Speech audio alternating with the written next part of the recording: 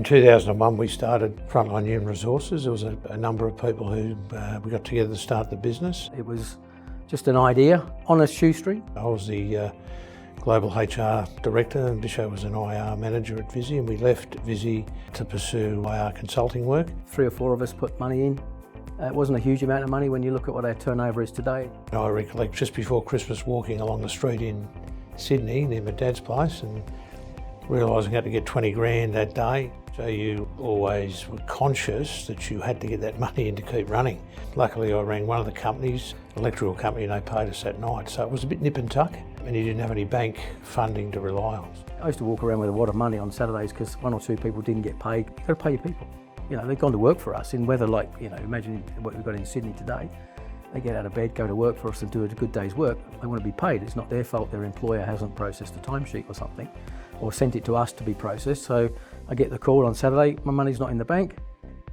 All right, meet me in the office. It was fun. Very small business, everything was new, and new office, even though they were small, new people, new challenges. Getting into the apprentice space was really interesting. We were approached with a concept of an idea about getting into the apprenticeship business. We got ourselves together, felt like the idea of growing apprentices, putting some good back into the community, trying to get kids into jobs. One of our initial apprentices who started with us in 2005 finished his apprenticeship with us, and then a few years later we get a call from him. He's got his own electrical business, wanting to hire an apprentice's office. We believed that with the apprentices we could put back into the community. We were quite comfortable with doing that. We felt that it was a neglected area. A lot of kids didn't have opportunities, and we wanted to put our people at the forefront of their careers, if you like. And that's happened a couple of times where young people we've taken on, they've got through their apprenticeship and then they've called us up, they're in business and they want a hand.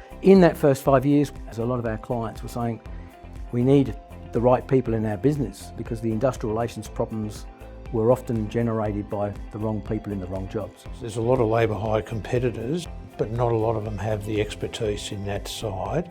So we're able to get into discussions with businesses about rectifying IR issues, and that led to us being able to then get into the labour hire side. A few people said, can you help us find employees? Coming from an HR background, recruiting was not difficult for us. We said, well, we can get you some casuals through us, and then if you like them, you can try before you buy, then you can migrate them across. I like to put a candidate into a company with the prospect that those people are going to connect and it turns into a full-time job. But I like it when one of our candidates has been taken temp to perm. Now they've taken them over permanently now. They've done their 3 months and there's permanent employment there. The things that drop out of a successful business are successful people that you develop, and being able to reward those people and see them grow, that to me is very important. And I like to know what we've done to support other businesses or support our own people. I think if you're in an ownership or leadership role in the business, you have to be passionate about the business. If you're not passionate about the business, all the other values don't really float. So if you're passionate about the business, you're passionate about safety, you're passionate about your people, all the other things follow from that.